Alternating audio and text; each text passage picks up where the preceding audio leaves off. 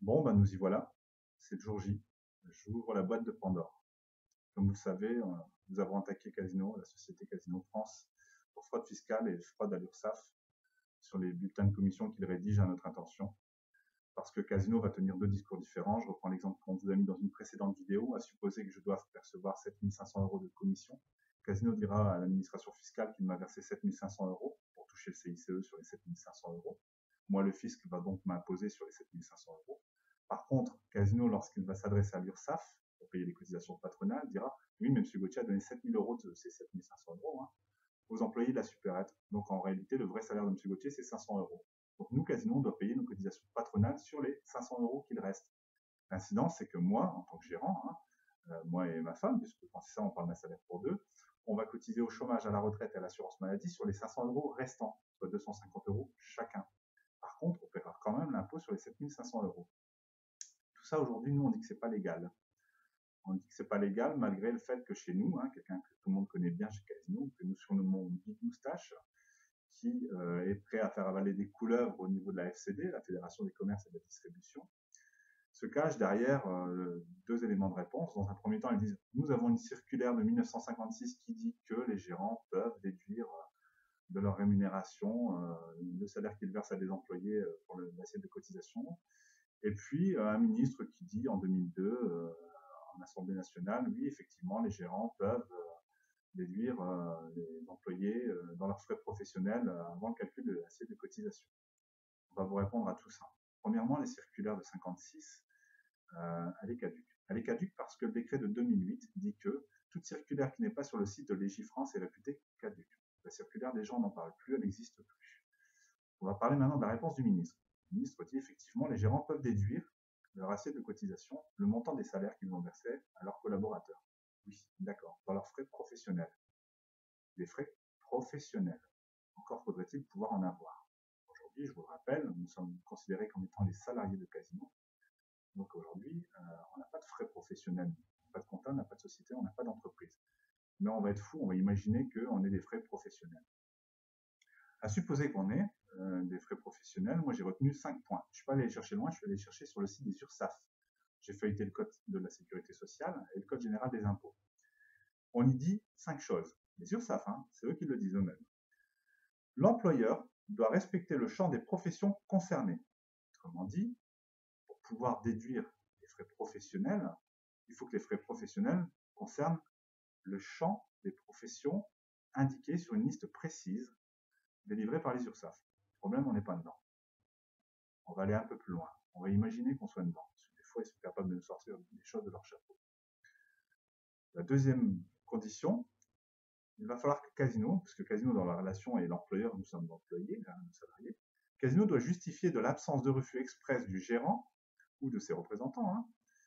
Or, quand je dis il doit justifier du refus express, c'est-à-dire que Casino doit apporter la preuve que je ne suis pas opposé à ce qu'il déduise de mon assiette de cotisation le montant des salaires que j'ai versés aux employés.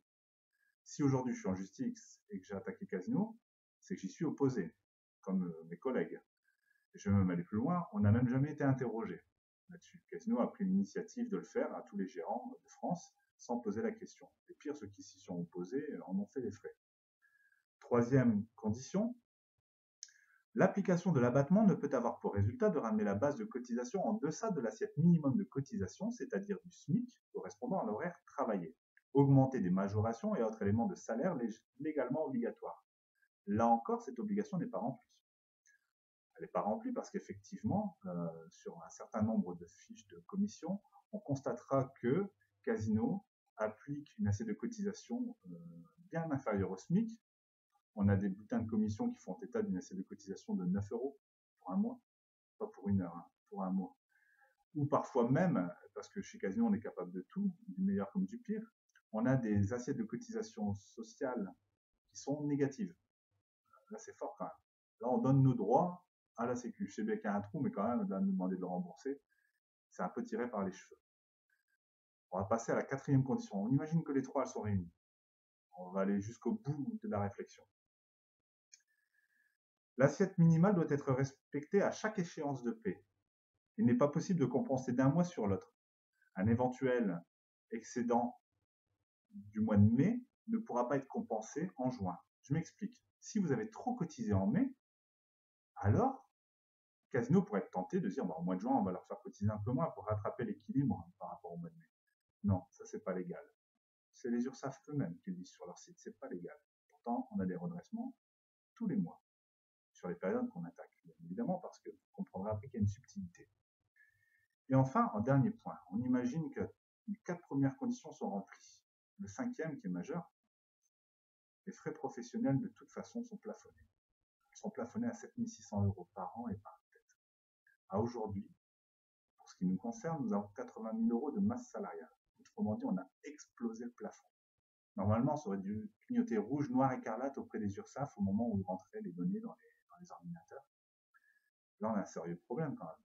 Comment Casino peut se permettre de déduire 80 000 € de nos assiettes de cotisation alors que c'est plafonné à 7 600 € par an? Pourquoi personne n'a jamais rien dit? Je vais même aller encore plus loin. On parle de frais professionnels et encore une fois, je conteste le fait même qu'on puisse être des employeurs et je conteste que ce soit des frais professionnels et voilà. Mais on imagine que ça en soit. Dans tous les cas, on ne pouvait les déduire que sur monsieur et non pas sur madame. C'est-à-dire, on ne peut les déduire que sur moi et non pas sur Séverine, puisque je suis le seul à avoir un SIRET employeur. Séverine n'a aucun SIRET employeur. Autrement dit, Casino déduit à Séverine des salariés alors même qu'elle n'a pas de SIRET employeur. Voilà.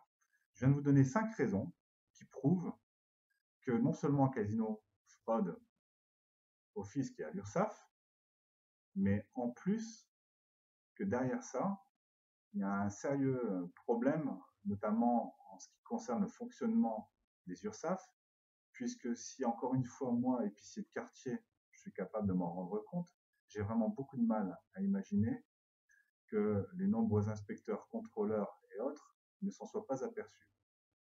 Je ne suis pas en train de les blâmer, encore une fois, parce qu'on peut imaginer qu'ils ne l'aient pas vu avant. Par contre, toujours est-il que désormais, on a déposé plainte, on passe en justice pour ça, et qu'il n'y a pas de raison que ça continue. Il n'y a tellement pas de raison que ça continue que depuis que j'ai déposé plainte, tout ça s'est arrêté.